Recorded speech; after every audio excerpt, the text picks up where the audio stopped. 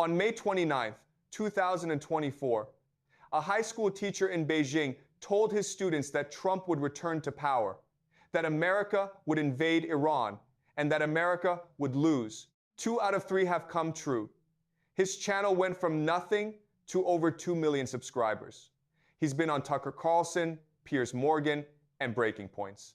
The media calls him China's Nostradamus, and everyone thinks they know why he went viral. He made a prediction. The prediction came true. Simple. But that's not what happened. That's the surface. And if that were the real explanation, then the dozens of other analysts who made similar predictions should have gone just as viral. They didn't. Not even close. The real reason Prof Jiang went viral has almost nothing to do with Prof Jiang. It has to do with you, with me, with what happens to societies when the ground starts shaking and nobody in charge can explain why. By the end of this video, you will understand something about the Prof Jiang phenomenon that his 2 million subscribers don't understand about themselves. You'll understand why ancient Rome had its oracles, why medieval Europe had its prophets, why every collapsing civilization in history has produced a figure who promises to read the future, and why we just produced ours. There are 7 levels to this story, and each one goes deeper than the last. Let's start where everyone starts, because we have to. But I'm telling you now, this is the shallowest level of the story. Stay with me. On May 29, 2024, Jiang xueqin delivered a lecture to his students at Moonshot Academy in Beijing. The episode was part of his geostrategy series titled The Iran Trap. He made 3 core predictions. First, Trump would win the 2024 election. Second, a returned Trump would launch a war against Iran. Jiang argued that 3 sets of interests would converge to make this inevitable. The Israeli lobby pushing to neutralize Iran, Saudi Arabia wanting to eliminate a rival, and Trump's own political need to project dominance. He called the scenario Operation Iranian Freedom. Third, and this is the one that's still unresolved, that America would lose. He compared the potential invasion to the Athenian expedition to Sicily in 415 BCE, where the most powerful military in the ancient world was completely annihilated by overconfidence and broken supply lines. The first prediction came true in November 2024. The second began materializing in mid-2025 when the US struck 3 Iranian nuclear sites in Operation Midnight Hammer, and then again early 2026 when America and Israel launched Operation Epic Fury and eliminated Iran's supreme leader, Ayatollah Khomeini. Within 3 days, Jiang's channel gained over 100,000 subscribers. 2 predications came true out of 3. Impressive. But here's what you need to hold in your mind as we go deeper. Other analysts made similar calls, but they did not go viral.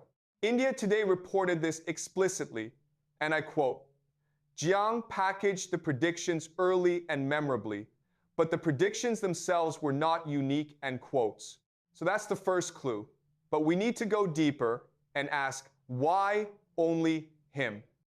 The Iran Trap lecture sat on YouTube for over a year. Almost nobody watched it. A few hundred views at most. By every metric YouTube measures, it was a dead video. This matters more than people realize. The internet is a graveyard of correct predictions. Every day, thousands of analysts post forecasts. Some are right, most are wrong. But the ones that go viral are not the most accurate. They're the ones that get validated at the exact moment the public is desperately searching for answers. When US strikes hit Iran in mid-2025, Jiang released a video called Geostrategy Update Number 2. World War III begins. Let's game theory. And it instantly went viral because hundreds of millions of people simultaneously typed the same questions into YouTube. Iran war, Trump Iran, World War III. And Jiang was at the top of the results, sitting in a park in Canada and telling people what he told in the year-old video. Jiang's year-old video was also sitting there, fully formed, eerily specific, just waiting for the right moment. If the conflict had escalated 6 months earlier, the ecosystem might not have been primed. If it happened 2 years later, someone else might have filled the space. The window was narrow, and the video was in exactly the right place when it opened. A correct prediction that nobody discovers is just a diary entry. The timing of the validation is what converts a prediction into a phenomenon. But timing explains discovery. It doesn't explain devotion. Millions of people didn't just click on Jiang's video. They watched the whole thing, then watched every other video on his channel, then subscribed, then started calling him the most important thinker alive. Something else is operating here, something deeper. Search for geopolitics content on YouTube right now, and you'll find a landscape of dramatic music, AI-generated imagery, rapid editing, polished voiceovers that sound like movie trailers, thumbnails with explosions and red arrows. Now open a Professor Jiang video. A middle-aged man in a polo shirt standing in front of a whiteboard talking to a small group of students and asking them to question what he is teaching them. No music, no editing, no graphics, just a teacher teaching. Everything about modern YouTube optimization says this should fail. You need production value, visual stimulation every few seconds, pattern interrupts to hold attention. Jiang violates every one of these rules. And that's precisely why it works. In a media environment saturated with production value, rawness has become the ultimate signal of credibility. When you watch Jiang, you don't feel like you're watching content. You feel like you've stumbled into a classroom where something real is being said, something you weren't supposed to hear. The students, the whiteboard, the casual pace, all of it communicates that this was not made for you. You are eavesdropping on genuine intellectual work.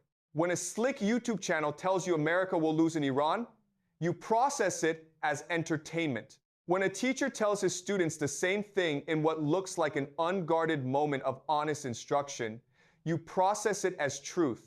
The medium became the message. The format became the proof. YouTube's recommendation engine doesn't care about your subscriber count, your production quality, or your credentials. It cares about two numbers: click-through rate and average watch time. When a global crisis erupts, the algorithm enters discovery mode. Billions of search queries flood in. YouTube needs to surface content that satisfies this demand. Any video with the right keywords and strong engagement metrics gets exponential promotion regardless of channel size. Jiang's lecture was algorithmically perfect. The title contained exact match keywords for the trending topic, and because his content is long-form, unedited classroom footage, viewers didn't watch for 5 minutes and click away.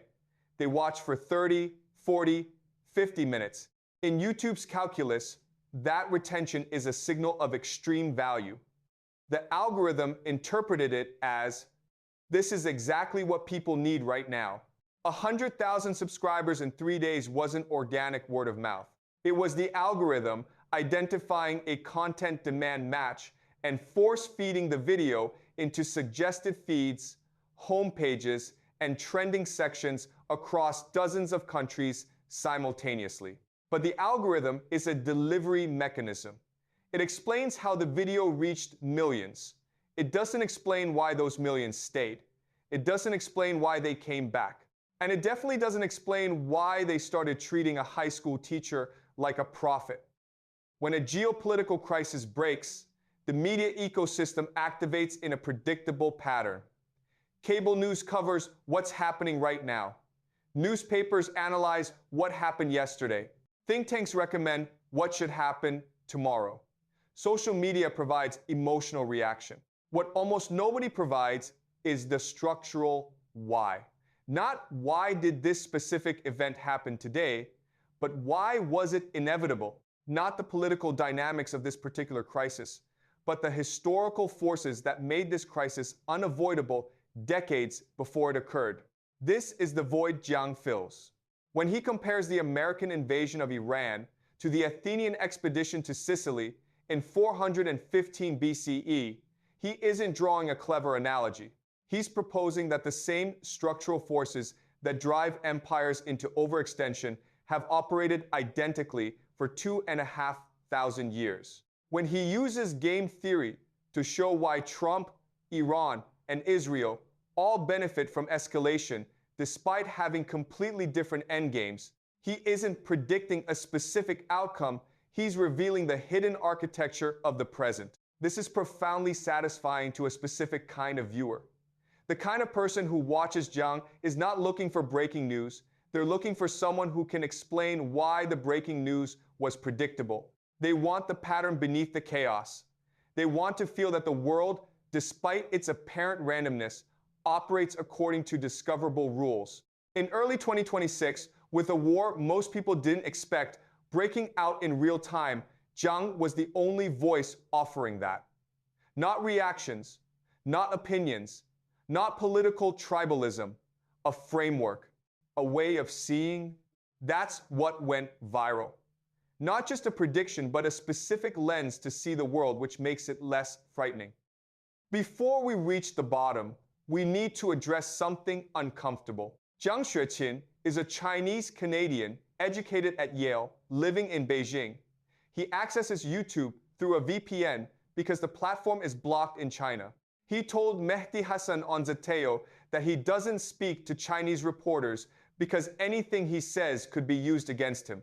This positioning outside the Western media ecosystem, outside American political tribalism, outside the think tank apparatus is enormously powerful. For Western audiences disillusioned with institutions, Jiang appears uncaptured. No think tank funding to protect, no political tribe to serve, no cable news contract to audition for. He seems to have no reason to say anything other than what he actually believes. For audiences in the global south, and his following has exploded across South Asia, the Middle East, and Africa, he represents a non-Western intellectual analyzing Western decline from outside the Western bubble. That is an extremely potent position to occupy. But this same positioning raises the most serious questions about him. He lives inside one of the most surveilled societies on Earth, yet operates a globally popular YouTube channel that consistently narrates American decline. He has never subjected Chinese foreign policy to the same structural analysis he applies to the West. India Today noted this gap explicitly. Vision Times has called him a propaganda asset. The South China Morning Post observed that some of his lectures veer into conspiracy theories about secret societies controlling the world. Is he a free thinker, navigating a genuinely dangerous environment, criticizing the system he can safely criticize while staying silent about the one that could imprison him? Or is there something more strategic at work? I'm not going to answer that.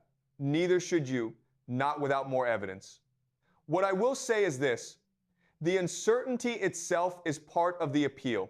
An analyst whose positioning you can't quite decode is more magnetic than one whose incentives are transparent. The question mark hovering over Jiang isn't a flaw in his brand. It might be the most compelling part of it. But even this, the outsider mystique, the ambiguity, the geopolitical intrigue, is still a surface-level explanation. The deepest level is not about Jiang at all. Here is what none of the 2 million subscribers are talking about. Jiang's channel is called Predictive History. His intellectual framework draws on Isaac Asimov's Psychohistory, the fictional science from the Foundation series that uses mathematical models to predict the behavior of entire civilizations. The very premise of his project is that the future is knowable, that history follows patterns, that if you study the past with enough rigor, you can see what's coming. This idea that the chaos of the present is actually the predictable consequence of identifiable historical forces is one of the most seductive ideas in the entire history of human thought. Think about what it offers. It transforms the terrifying randomness of geopolitics into something comprehensible. It tells you the experts aren't just confused, they're looking at the wrong level. It promises that the real story is deeper, older, and accessible to anyone willing to pay attention. It says, you, the viewer, can understand what the people running the world cannot. That's not just an intellectual proposition, That is a psychological rescue operation.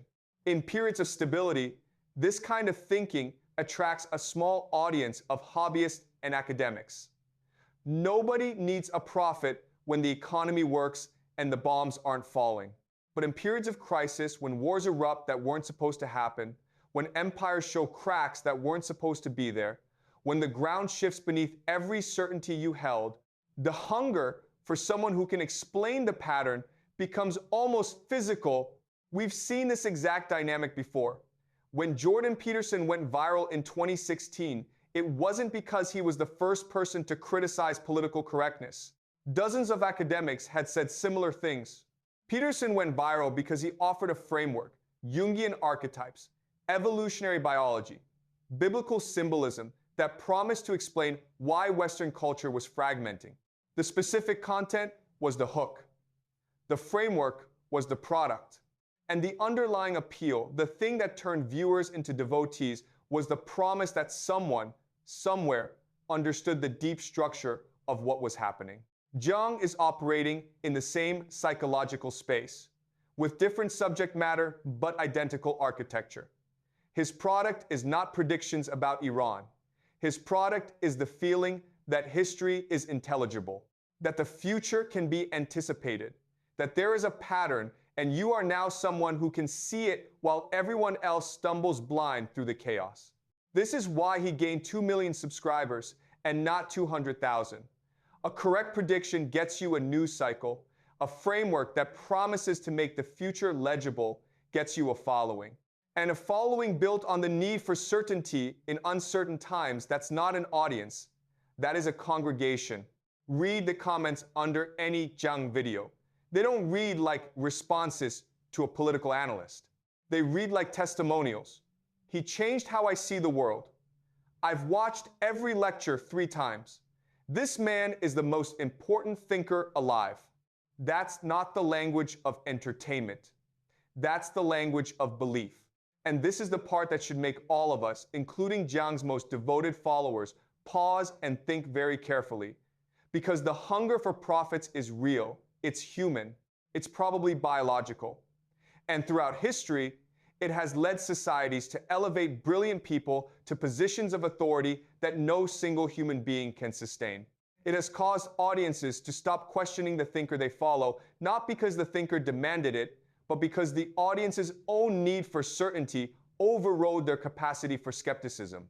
The Iran prediction might be right, the game theory might be sound, the historical parallels might be illuminating. All of that can be true, and it can also be true that the scale of Jiang's following is driven not primarily by the quality of his analysis, but by the depth of our collective need for someone who promises the future is knowable.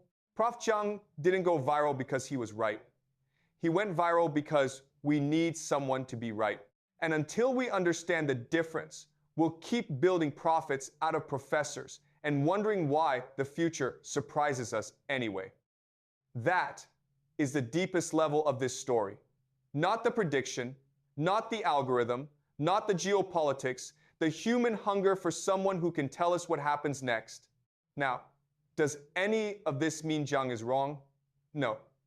His third prediction that America will lose the war with Iran is still unresolved. The historical parallels he draws are worth studying. The game theory frameworks are worth understanding. The man is clearly intelligent, clearly serious, and clearly offering something valuable.